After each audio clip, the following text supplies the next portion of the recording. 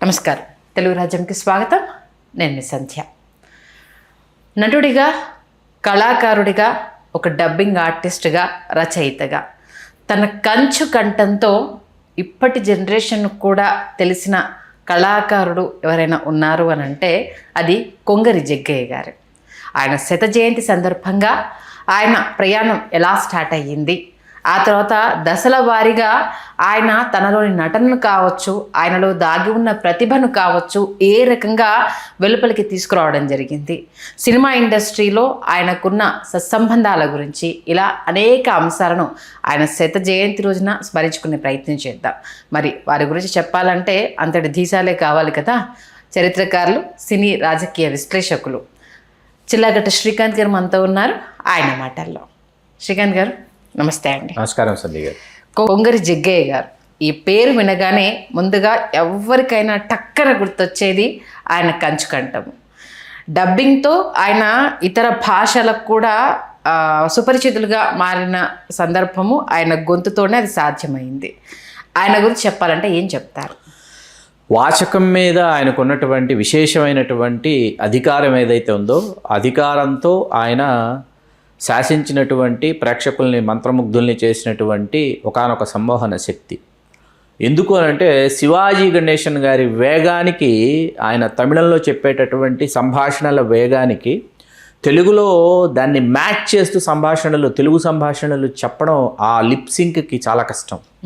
అంత కష్టసాధ్యమైనటువంటి శివాజీ గణేశన్ గారికి తెలుగులో సంభాషణలు చెప్పాలి అంటే జగ్గయ్య గారి చెప్పాలి అని మనోహర సినిమా మొదలుకొని చివరి సినిమా వరకు శివాజీ గణేశన్ గారి సినిమా ఎప్పుడు తెలుగులో విడుదలైనా కూడా జగ్గయ్య గారు వారి గాత్రంతో చేసినటువంటి ప్రాణప్రతిష్ఠ. ఇక్కడ జగ్గయ్య గారిని కేవలం ఒక గాత్రధారిగా మాత్రమే కాకుండా ఒక చలనచిత్ర పాత్రధారిగా, రాజకీయ సూత్రధారిగా కూడా మనం తీసుకుంటే, వారు 1926 డిసెంబర్ 31 గుంటూరు జిల్లాలోని మోరంపూడి గ్రామంలో శ్రీమతి లక్ష్మమ్మ, శ్రీ కొంగర సీతారామస్వామి చౌదరి పుణ్య దంపతులకు ఆయన జన్మించారు.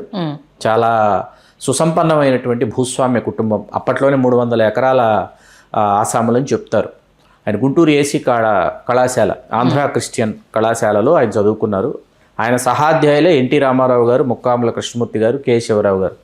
వీళ్ళతో కలిసి ఆయన నవజ్యోతి కళా సమితిని స్థాపించి సందేశం అనే ఒక నాటకం, తర్వాత చేసిన పాపం అని చెప్పేసి ఆయన షేక్స్పియర్ నాటకాలని తెలుగులోకి అనువదించి వాటిని ప్రదర్శించి, రామారావు గారు జగ్గయ్య గారు కలిసి నటిస్తున్నారు అంటే అప్పట్లో గుంటూరు ఈ ప్రాంతంలో విపరీతమైనటువంటి సంచలనం అనమాట. వీళ్ళిద్దరూ వస్తున్నారు అని చెప్పేటప్పటికి. అట్లాగే చాలామందికి తెలియని విషయం ఏంటంటే, సావిత్రి గారిని, జమున గారిని నాటక రంగానికి పరిచయం చేసిన జగ్గయ్య గారు అన్న విషయం తెలియదు. అట్లాగే సినిమా రంగానికి వచ్చేటప్పటికి శ్రీధర్ గారిని, ఆర్టిస్ట్ శ్రీధర్ గారిని, అట్లాగే సంగీత దర్శకులు ఎస్పి కోదండపాణి గారిని, వీళ్ళని పరిచయం చేసింది జగ్గయ్య గారు అన్న విషయం చాలామందికి తెలియదు. అట్లా జగ్గయ్య గారి గురించి ఆయన బహుముఖ ప్రజ్ఞాశాలి. మనకు చాలామంది బహుముఖ ప్రజ్ఞాశాలి అనేటటువంటి ఒక బిరుదుని డాక్టర్ భానుమతి రామకృష్ణ గారికి సార్థక నామధేయురాలిగా ఆవిడకి ఎట్లాగైతే ఇచ్చేశారో, ఒక విస్మృత బహుముఖ ప్రజ్ఞాశాలి జగ్గయ్య గారిని చెప్పుకోవచ్చు. ఎందుకు విస్మృత బహుముఖ ప్రజ్ఞాశాలి అనే మాట నేను ఇక్కడ వాడానంటే, ఆయన గుంటూరు ఏసీ కాలేజీలో చదువుకున్న తర్వాత ఆయన దుగ్గిరాలో స్కూల్ టీచర్గా ఆయన జీవితాన్ని ప్రారంభించారు. అక్కడి నుంచి ఆయనకి ఢిల్లీ ఆకాశవాణిలో వార్తలు చదివేటటువంటి ఉద్యోగం వస్తే జర్నలిస్టుగా అవతారం ఎత్తి, ఆ రోజుల్లో వార్తలు చదువుతున్నది కొంగర జగ్గయ్య అనేటటువంటి కంఠం వినడానికి, ఆ వార్తలు వినడానికి, ఆ కంఠస్వరంలో ఆయన వినిపించేటటువంటి వార్తలు వినడానికి రేడియోకి చెవులు రిక్కించుకొని వినేటటువంటి శ్రోతలు ఉండేవారు అన్నమాట. ఆయనకి ఎంతో ఇష్టడైనటువంటి రచయిత మన త్రిపురనేని గోపీచంద్ గారు. గోపీచంద్ గారు మన 1952లో ఆయనని ప్రియురాలు అనే సినిమా ద్వారా పరిచయం చేయడం, అక్కడి నుంచి జగ్గయ్య గారు కూడా వెనుదిరగకుండా ఆయన వెంటనే నిర్మాతగా కూడా ఆయన అవతారం ఎత్తి పదండి ముందుకు, కన్న కొడుకు ఇలాంటి సినిమాలు, చాలా అభ్యుదయ భావాలు ఉన్నటువంటి సినిమాలు ఆయన నిర్మించడం, నటుడిగా నిలదొక్కుకోవడం. మరీ ముఖ్యంగా ఏంటంటే ఆయన కొల్లిపర బాలగంగాధర తిలక్ అంటారు, కేబీజీ తిలక్ గారి దర్శకత్వంలో చేసినటువంటి సినిమాలు అనమాట. ఉయ్యాల జంపాల, ఎమ్మెల్యే ఇలాంటి సినిమాలు జగ్గయ్య గారికి విపరీతమైనటువంటి పేరు ప్రఖ్యాతులు తీసుకొచ్చాయి. చివరి అంటే 80వ దశకంలో కేబీ తిలక్ గారు దాదాపు ఆఖరి సినిమా లాంటి సినిమా అనుకుంటే ధర్మవడ్డీ అనే సినిమా, దాంట్లో కూడా ఆయన చాలా గొప్ప పాత్ర పోషించారు. అది కూడా త్రిపురనేని గోపీచంద్ గారు రచన ధర్మవడ్డీ.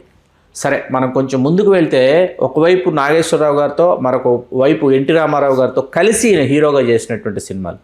ఈయన హీరోగా 125 సినిమాల్లో నటించారని చాలా తక్కువ మందికి తెలుసు. అట్లాగే మరొక 125 సినిమాల్లో సెకండ్ హీరోగా నటించారని కూడా చాలా తక్కువ మందికి తెలుసు. అలా కాకుండా 250 సినిమాల్లో క్యారెక్టర్ ఆర్టిస్ట్గా ఆయన నటించారు. మొత్తంగా 500 సినిమాల్లో జగ్గయ్య గారు నటించారన్న విషయం చాలా తక్కువ మందికి తెలుసు అనమాట. ఇన్ని సినిమాలు జగ్గయ్య గారు ఎప్పుడు నటించారు?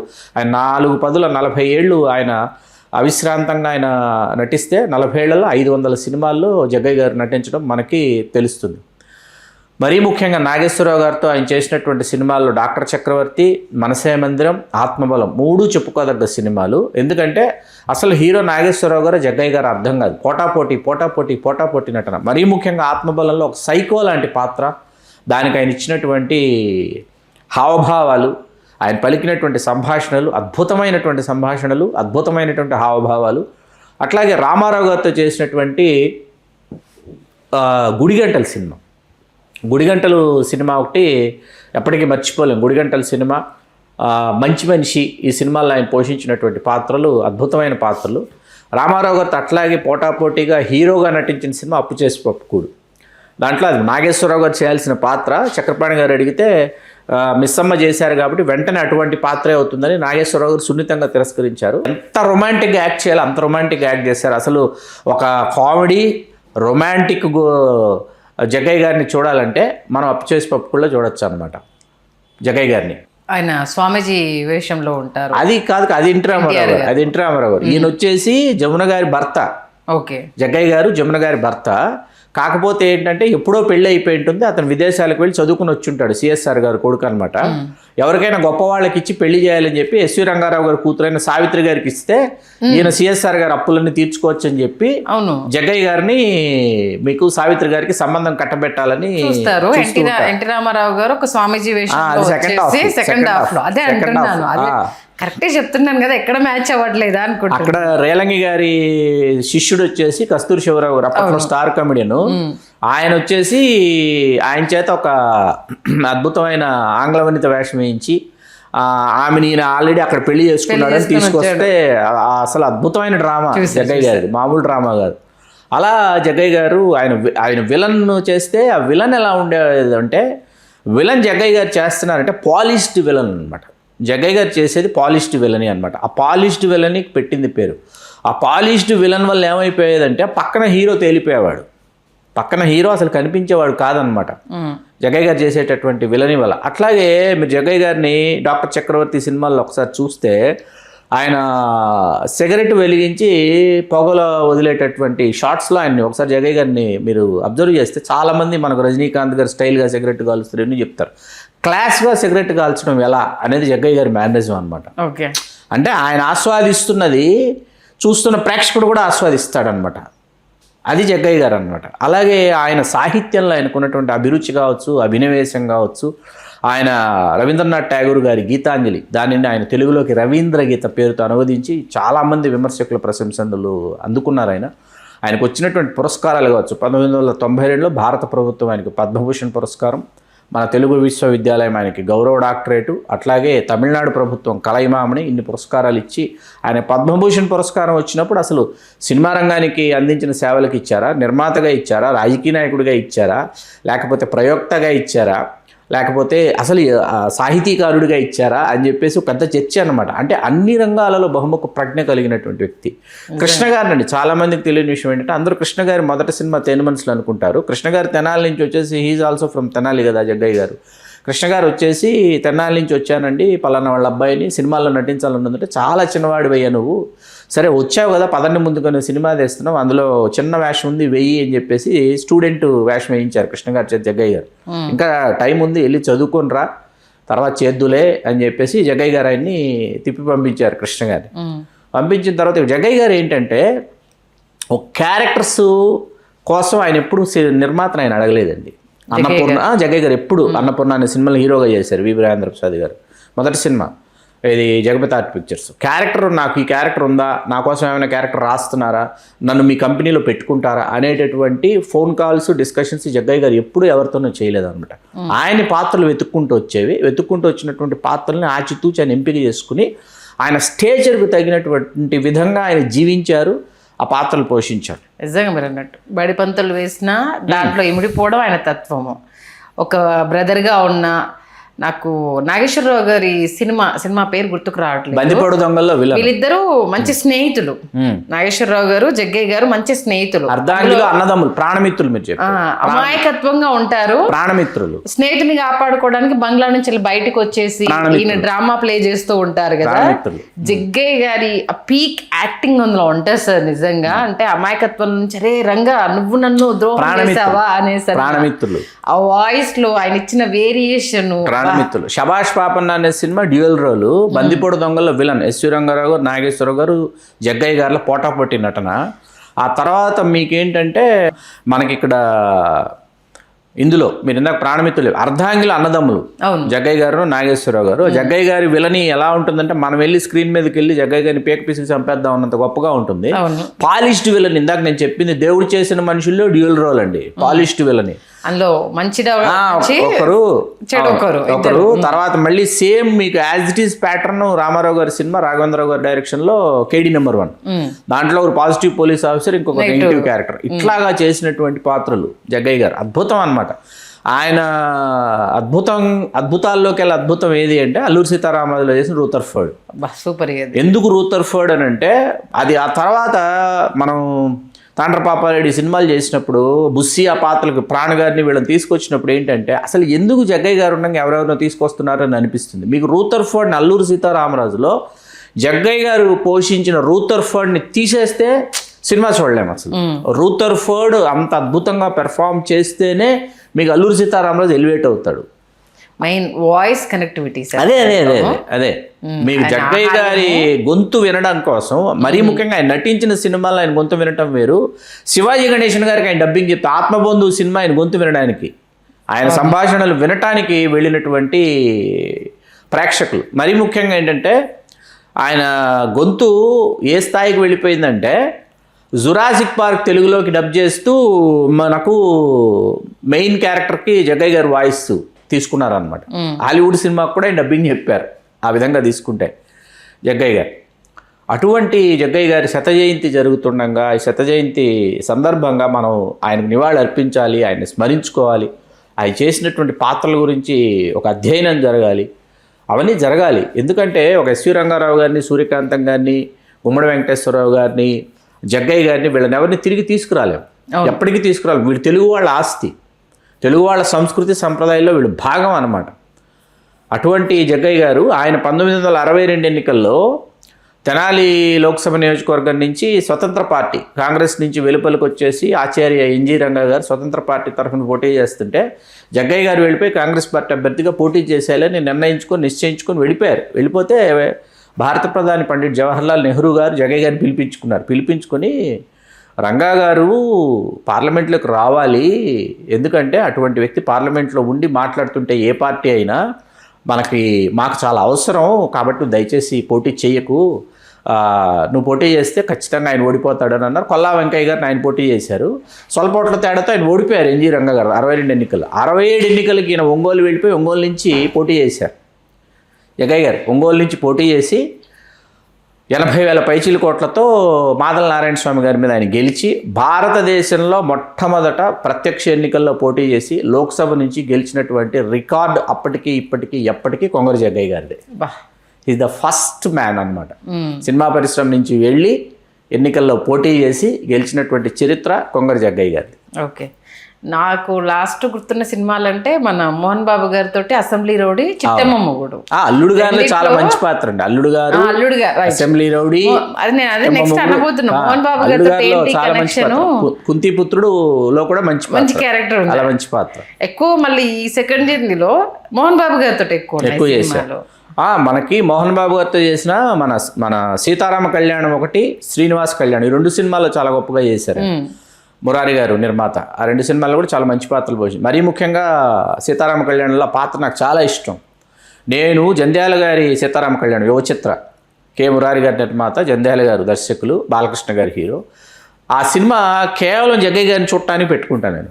జగ్గయ్య గారిని చూడటానికి, జగ్గయ్య గారి సంభాషణలు వినటానికి ఆ సినిమా పెట్టుకుంటా. అట్లాగే చిరంజీవి గారు జగ్గయ్య గారు పోటాపోటీ నటన అడవి దొంగలో ఉంటుందండి. ఒక పర్టికులర్ సీన్ అన్నమాట, ఛాలెంజింగ్ సీన్ ఉంటుంది. అలాగే చాలామందికి రౌడీ ఇన్స్పెక్టర్లో ఆయన చాలా మంచి పాత్ర చేశారు. బొబ్బిలి సింహంలో చాలా మంచి పాత్ర చేశారు. చాలామందికి టకీమని గుర్తురావు. ధర్మక్షేత్రంలో చాలా మంచి పాత్ర చేశారు జడ్జి, చాలా మంచి పాత్రలు చేశారు. బొబ్బిలి సింహంలో ముఖ్యమంత్రి, రైట్, ముఖ్యమంత్రి చాలా మంచి పాత్ర అనమాట. అలా రౌడీ ఇన్స్పెక్టర్లో ఇలా ప్రతి సినిమాలో చెప్పుకోదగ్గ పాత్రలు ఆయన చేశారు, చేయలేదని కాదు. అంటే ఆయన దగ్గరికి పాత్ర వచ్చింది అనుకోండి, ఆ పాత్రకు అనుగుణంగా ఆయన మారిపోయేటటువంటి పద్ధతి. అట్లాగే ఆచార్య ఆత్రేయ గారితో ఆయనకున్నటువంటి అనుబంధం, మాది మనసులో కలిసిన అనుబంధం అని చెప్పుకునేవారు ఆయన. ఆత్రేయ గారి కోరిక మేరకు ఆత్రేయ గారి మరణానంతరం మనస్విని ట్రస్ట్ ఏర్పరిచి ఆత్రేయ గారి సాహిత్యం మొత్తం 7 సంపుటాలు జగ్గయ్య గారు తీసుకురావడం, ఆ 7 సంపుటాలు మాలాంటి వాళ్ళకి మృష్టాన్న భోజనం లాంటివి. ఆత్రేయ గారి పాటలు, ఆత్రేయ గారి నాటకాలు, ఆత్రేయ గారి నాటికలు, అలా ఆత్రేయ గారికి సంబంధించి తెలియని ఎన్నో సంగతులు దాంట్లో తెలుసుకొని ప్రతి సంవత్సరం డిసెంబర్ 31 జగ్గయ్య గారి జన్మదిన మహోత్సవం రోజున కని విని ఎరుగని చాలా పెద్ద పార్టీ జరిగేదట సాయంత్రం పూట. ఎందుకంటే డిసెంబర్ 31 అయిపోగానే జనవరి 1 కాబట్టి బర్త్డే అది అన్ని న్యూ ఇయర్ కలిసి వచ్చినట్టు చేసుకునేవాళ్ళు. ఆత్రేయ గారి కవితాగోష్ఠి, ఇంకా ఇతర రచయితలు, కవులు వీళ్ళందరితో చాలా అద్భుతంగా జరిగేదని చూసిన వాళ్ళు చెప్పుకొస్తారు. అలాగే జగ్గయ్య గారి లైబ్రరీ అండి, ఆ ఇద్దరి దగ్గర చాలా పెద్ద లైబ్రరీలు, గొప్ప లైబ్రరీలు మద్రాసులో ఉండేవి. ఒకటి జగ్గయ్య గారిది, ఇంకోటి రావుగోపాలరావు గారి. అదృష్టవశాత్తు రావుగోపాలరావు గారి లైబ్రరీ నేను చూశాను. జగ్గయ్య గారి లైబ్రరీలో అంటే ఏ పుస్తకమైనా సరే, ఇది గొల్లపూడి మారుతీరావు గారు లాంటి రచయితలు కూడా ఫలానా పుస్తకం కావాలి, రెఫరెన్స్ కావాలి, చదువుకోవాలంటే జగ్గయ్య గారికి ఫోన్ చేసి వెళ్ళిపోయి ఆ పుస్తకం తీసుకుని చదివేసేవాడు. దీనికి పరాకాష్ఠ ఏంటంటే ఆయన ఎంత పుస్తక ప్రియుడు, ఎంత సాహితీ పిపాసిని చెప్పడానికి ఒకటే అండి మనం ఖచ్చితంగా చెప్పాల్సింది. ఆయన తుంటికి సంబంధించి బాత్రూంలో జారిపడి ఆ ఎముక సర్జరీ కోసం వెళ్ళారు. ఆయన వెళ్ళి సర్జరీ సక్సెస్ఫుల్గా జరిగింది, కానీ గుండెపోటు రావడంతో ఆయన చనిపోయారు. 2004 మార్చి 5, 76 ఏట ఆయన చనిపోయారు. చనిపోతున్న సమయంలో కూడా ఆయన చేతిలో పుస్తకం ఉంది. చనిపోయే సమయంలో, ఆ సమయంలో కూడా ఆయన పుస్తకం చదువుకుంటున్నారు. ఆయన పుస్తకం చదువుకుంటూనే తుది శ్వాస విడిచారు ఆయన జగ్గయ్య గారు. ఇలా జగ్గయ్య గారి గురించి నాకున్నటువంటి 2 మధురమైన మరపురాని జ్ఞాపకాలు ఏంటంటే, ఒకటి తలవని తలంపుగా జగ్గయ్య గారిని చూడటం. పబ్లిసిటీ గంగాధర్ గారి స్టూడియోకి జగ్గయ్య గారు రావటం, నేను మా నాన్నగారు అక్కడ ఉండటం, మాటామంతి, నేను అసలు ఆయన చూస్తూ ఉండిపోయాను అంతే. జగ్గయ్య గారిని అలా చూస్తూ ఉండిపోయాను. అంటే బంగారు రంగు జుబ్బా, బంగారు రంగు దీంట్లో వచ్చారు, పంచ బంగారు రంగు జుబ్బా, బంగారు రంగు, ధవళకాంతులు కాదు కానీ సువర్ణకాంతులు ఇంటున్నటువంటి ఆయన మేని ఛాయ, ఒక వర్చస్సు, భాష, మనిషి నవ్వుతుంటే ఆయన్నే చూద్దాం అనిపించేలాగా మాట్లాడుతుంటే, ఇంకా వినాలి ఆయన మాట్లాడితే అనిపించేంతటి సౌకుమార్యం ఉంటుంది. ధీరము గంభీరము అంటారు, ఆ సరసము ఉంది, గంభీరము ఉంది ఆ స్వరంలో, ఆయన కంఠంలో. విన్న తర్వాత ఆత్రేయ సాహితీ సంపాదించి, ఆత్రేయ సాహితీ కొని చదివి, అందులో మా కళాశాల వార్షికోత్సవంలో ఎలాగైనా సరే best play, best actor, best direction ఇవి రావాలంటే కామెడీ నాటికలు కాకుండా అందరూ, జంధ్యాల గారు, దివాకర్ బాబు గారు, తనికెళ్ళ భరణి గారు, తోటపల్లి మధు గారు, వీళ్ళు వేస్తుండేవాళ్ళు ఏవి నాటికలు. ఏది కాలేజ్ డే వచ్చేట, ఇంటర్ కాలేజ్ కాంపిటీషన్ సీట్లో నేను వచ్చి ఆత్రేయ గారి ₹1 ఎంపిక చేసుకుని, ₹1 ప్రదర్శించుకోవచ్చా, దానికి అనుమతి కావాలి, నేను జగ్గయ్య గారికి చాలా సీరియస్గా ఒక లెటర్ రాశాను. ఎవరికి? జగ్గయ్య గారికి లెటర్ రాశాను. ఇది 1994లో జరిగింది. రాసిన తర్వాత ఏం జరిగిందంటే, ఒక రిప్లై వచ్చింది. శ్రీకాంత్ కుమార్, మాకు మెక్సా అనే Madanapalle educational, cultural, social service association, ఆ లెటర్ ప్యాడ్ మీద ఆయన ఉత్తరం రాసి పంపించా. మెక్సా నాటక సంస్థ, శ్రీకాంత్ కుమార్, మెక్సా నాటక సంస్థ, 7/83 గుండ్లూరు వీధి, మదనపల్లె. ఆర్య, స్వర్గీయ ఆచార్య ఆత్రేయ గారి ₹1 నాటికను మీ మెక్సా సంస్థ ద్వారా ప్రదర్శించడం కోసం అనుమతి కోరుతూ మీరు రాసిన జాబు చేరింది, సంతోషం. పై ప్రదర్శనకు మీకు అనుమతిని ఇవ్వడానికి అంగీకరిస్తున్నాము. స్వర్గీయ ఆత్రేయ గారి కోరిక ప్రకారం ఈ అనుమతి ఉచితమేనని గమనించవలసిందిగా కోరుతున్నాము. మీ కృషి విజయవంతమగుగాక. మీ శ్రేయోభిలాషి doctor Kongara Jaggaiah, managing trustee. ఇది ఆ ఉత్తరం. నాకు జగ్గయ్య గారు రాసినటువంటి ఉత్తరం. ఎంత భద్రపరుచుకున్నారు సార్ నిజంగా. ఇది ఇట్స్ ప్రీషియస్, సీరియస్లీ. ఎస్, ఇది కవర్ అన్నమాట. 94. అవును. 1994లో వచ్చింది. ఎంత అద్భుతంగా ఉంది హ్యాండ్ రైటింగ్ కూడా. దీన్ని అంటే మీరు ఇంత భద్రపరచుకోవడం great thing sir. Thank you very much. Seriously ఇంత జాగ్రత్తగా దీన్ని భద్రపరచడం అనేది మామూలు విషయం. డాక్టర్ కొంగర జగ్గయ్య గారు మేనేజింగ్ ట్రస్టీ అండి, మనస్విని పబ్లిక్ చారిటబుల్ ట్రస్ట్. దీని ట్రస్టీలు ఎవరెవరో తెలుసా? కేఎస్ ప్రకాష్ రావు గారు, దర్శక నిర్మాత, అంటే రాఘవేంద్రరావు గారు నాన్నగారు. విబి రాజేంద్ర ప్రసాద్ గారు, దర్శక నిర్మాత, జగద్బాబు గారు నాన్నగారు. డాక్టర్ డి రామానాయుడు గారు, సురేష్ ప్రొడక్షన్స్ అధినేత. ఎంఎస్ రెడ్డి గారు, సుప్రసిద్ధ నిర్మాత. కే దేవి వరప్రసాద్ గారు, సుప్రసిద్ధ నిర్మాత. కాట్రగడ్డ మురారి గారు, సుప్రసిద్ధ నిర్మాత. మంచు మోహన్ బాబు గారు, నిర్మాత మరియు నటప్రభ. పైడిపాల గారు, యూనివర్సిటీ ఆఫ్ మద్రాసు, వీరి గీత రచయిత కూడా, అమలాపురం వీధి. ఇలా నాకు అనుమతి పంపించారు జగ్గయ్య గారు. ఇది ఎప్పటికీ నేను వెలకట్లేము దీన్ని ఎప్పటికీ అసలు ఇది ఎంత గొప్ప బహుమానం అంటే దీన్ని ఫ్రేమ్ చేసుకొని పెట్టుకోవాలన్నమాట. సీరియస్ 94 సార్ అది. 1994 అంటే ఇన్ని ఇయర్స్ అయినా దాన్ని అంత అపురూపంగా భద్రపరచడము అని అంటే మీకు ఉన్న అభిమానం అనేది, అంటే కళల పట్ల కావచ్చు, సాహిత్యం పట్ల కావచ్చు, మీకున్న అభిమానము ఏంటన్నది దానికి నిదర్శనం. సీరియస్లీ ఈ సందర్భంగా శత జయంతి రోజు అప్పుడు ఆయనకు రాసిన లేఖకు ప్రత్యుత్తరం రాయడము అనేది, ఆయన ఆ రోజుల్లో రాసి పంపించి ఆశీర్వదించి ₹1 నాటికి మేము వేసి ఇప్పటికీ మర్చిపోలేము. ఎందుకంటే మొత్తం కాలేజీలో ఉన్న స్టాఫ్ అందరూ, లెక్చరర్స్ అందరూ ఆ ప్రదర్శనకు వచ్చారు ఆ రోజు. సరే, ఉత్తమ నటుడు, ఉత్తమ దర్శకత్వం, ఉత్తమ నాటిక ఇవన్నీ కూడా మాకే వచ్చినాయి బహుమతులు. అదొక మర్చిపోలేని మధురమైనటువంటి జ్ఞాపకం. అట్లా అంటే ఈ శత జయంతికి సంబంధించి మన జగ్గయ్య గారి గురించి జరగాల్సినటువంటి చర్చ జరగాలి. సాహితీకారులు కావచ్చు, అట్లాగే సినిమా పరిశ్రమ కావచ్చు, తగు విధంగా వాళ్ళు స్పందించాలని మనస్ఫూర్తిగా నేను కోరుకుంటున్నాను. మీరు అన్నట్టు ఈ మధ్యకాలంలో అపురూపమైన అంశాలకు సంబంధించి కావచ్చు, సినిమా పెద్దలు కావచ్చు, ఎవరు చొరవ తీసుకోవట్లా. ఎందుకంటే మన దాసనారాయణ గారిది వర్ధంతి, జయంతి వర్ధంతి 2 మే నెలలోనే వచ్చినాయి. రెండింటికి సంబంధించి ఆయన సమాధి క్లీన్ చేయాలని కానీ, లేకపోతే సినిమా కార్మికులు, ఎందుకంటే ఆయన వల్ల బాగుపడిన వాళ్ళు చాలామంది ఉన్నారు, ఎంతోమంది ఇండస్ట్రీకి పరిచయం చేశారు. అలాంటి మహానుభావులది వచ్చినప్పుడు గుర్తు పెట్టుకోకపోవడం, దానికి సంబంధించి ఈవెంట్ చేయకపోవడం అనేది చాలా బాధాకరమైన విషయం. ఇప్పుడు శత జయంతి మీరు అన్నట్టుగా